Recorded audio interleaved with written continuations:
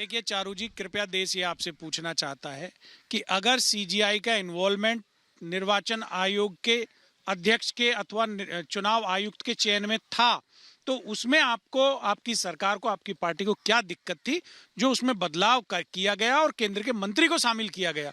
क्या सीजीआई पे आपको भरोसा नहीं था? जवाब ले लेती हूँ, फिर सौरभ जी है। इसमें साथ ही आपके पार्टी के अधीर रंजन जी भी थे, ये आप जानते हैं। उनको मीटिंग के लिए पहले ही बुला दिया गया था। खैर दुष्यंत भैया ये बात छोड़िए, पहले हम आम आदमी पार्टी से बात करते। जो झूठ होता है ना हिमानी जी, उसको चीख चीख के अपनी बात जनता तक पहुंचानी पड़ती है। Is proving it.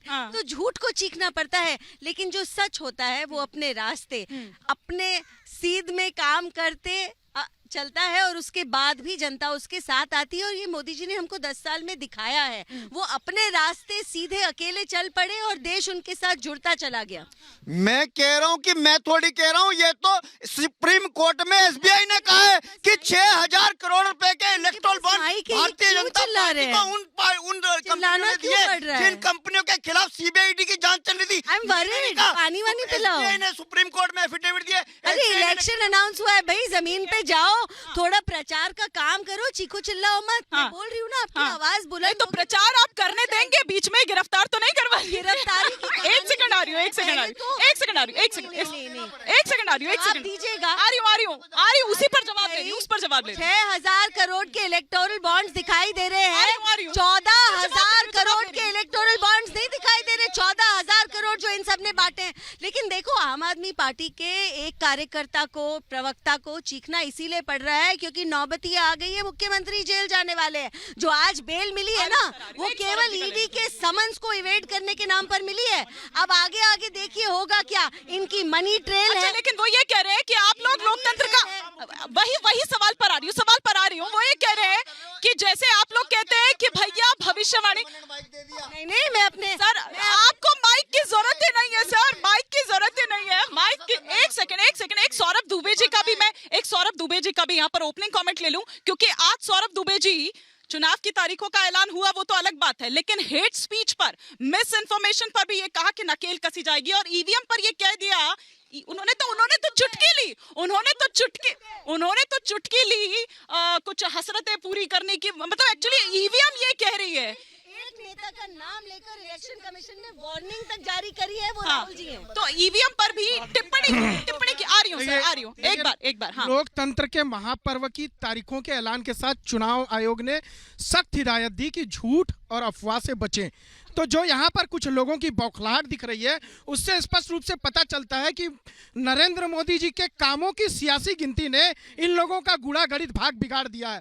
देखिए, एक परिवार तंत्र कहता है कि नरेंद्र मोदी हटाओ, दूसरी पब्लिक कहती है कि नरेंद्र मोदी जी की हैट्रिक बनाओ।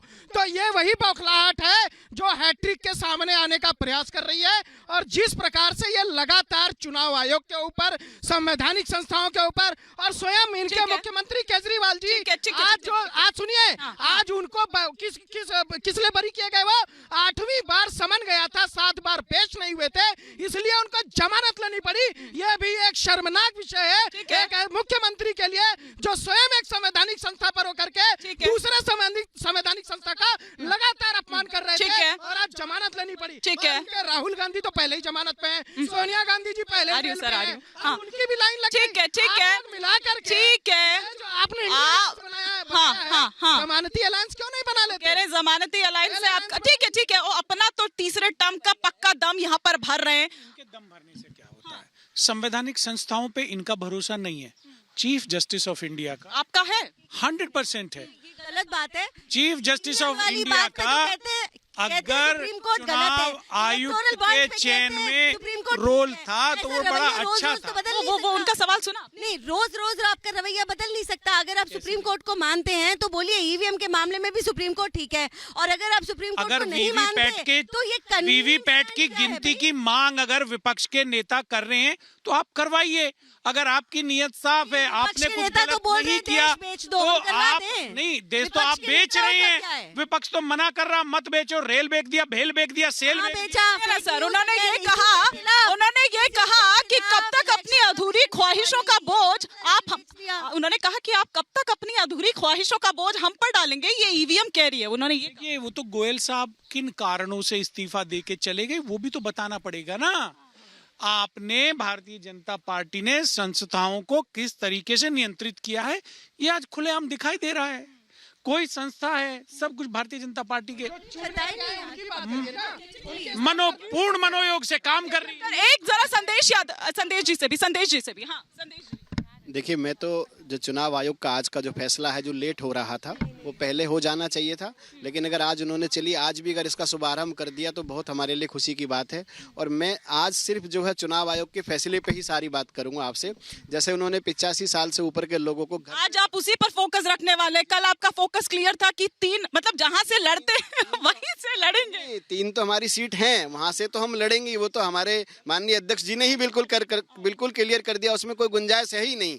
लेकिन आज मामला जो है निजी कटाक्ष से ज्यादा चुनाव आयोग। अच्छा सुनिए ना, वो आरजेडी से कुछ डील चल रही है? क्योंकि अगर इधर ये मना कर देते हैं, नहीं मानते हैं, तो कुछ तो डील चल रही है आपकी, वो कहां तक पहुंची? नहीं, हमारी कोई डील अभी किसी से नहीं चल रही है। हम भाजपा के शीर्ष नेतृत्व का पर इंतजार कर रहे हैं कि वो अपनी लिस्ट को जाने, क्योंकि हमें पता है कि हमें इस तरीके से नजरअंदाज नहीं किया जा सकता। जी ठीक है। वो कह रहे हैं कि आप डोरे डाल रहे हैं क्या उन पर? निश्चित रूप से देखिए, पारस जी का निश्चित रूप से मतलब डाल रहे हैं। इतना बड़ा उनका राजनीतिक अनुभव है, उनको पुनः चुनाव लड़ने का अवसर मिलना चाहिए।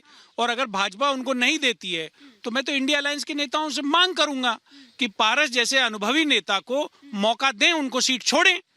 ठीक है हिमानी जी, लोकतंत्र में बहुमत का मतलब तानाशाही नहीं होता है, ये नरेंद्र मोदी जी को समझना पड़ेगा। जब भी इनसे बात करो कि आप संविधान को मार रहे हो, लोकतंत्र की हत्या कर रहे हो, आप संवैधानिक संस्थाओं को गला घोटो, कुमार विश्वास, योगेन जी, उन्होंने एक सेकंड, ये संविधान, ये लोकतंत्र खतरे में या मरता, ये सेलेक्टिवली है ना? ये तो पूरा देश देख रहा है। देश में गली गली में यही चर्चा है कि Narendra Modi is a murder of democracy. Narendra Modi रोज लोकतंत्र को मार रहे, रोज लोकतंत्र की हत्या कर रहे, रोज लोकतंत्र का गला घोट रहे। आज वक्त आया है देश के लोगों के सामने एक एक करके अरे एक करके आ रही हूँ। एक सेकंड, चारू जी से काउंटर लूंगी। ये बाइक हटा लो या तो नहीं, तरीका आपके ठीक है, एक एक करके बोलेंगे, एक एक करके। नहीं, एक एक करके कूद के वहां जाना पड़ेगा। नहीं, ये अधिकार है। अरे एक मिनट पहले देखिए हिमानी जी, मैं ये वही कह रहा हूं कि लोकतंत्र में आज जनता के पास मौका है। 10 सालों से इस देश की जनता को नरेंद्र मोदी ने, अभी आपने कहा कि इलेक्शन कमीशन ने बोला झूठ बोलना अपराध माना जाएगा, झूठ बोलना इलेक्शन कमीशन का कोड ऑफ कंडक्ट माना जाएगा। मोदी जी तो 10 साल से लगातार झूठी बोल रहे, तो झूठ की फैक्ट्री चलाते हैं। सुबह से शाम तक मोदी जी झूठ बोलते हैं। मोदी जी के डीएनए में झूठ है, सारी भारतीय जनता पार्टी वालों के डीएनए में झूठ है। अरे इन्होंने कहा था 2014 में, मैंने नहीं कहा था कि हम आएंगे महंगाई कम कर देंगे, हम आएंगे बेरोजगारी दूर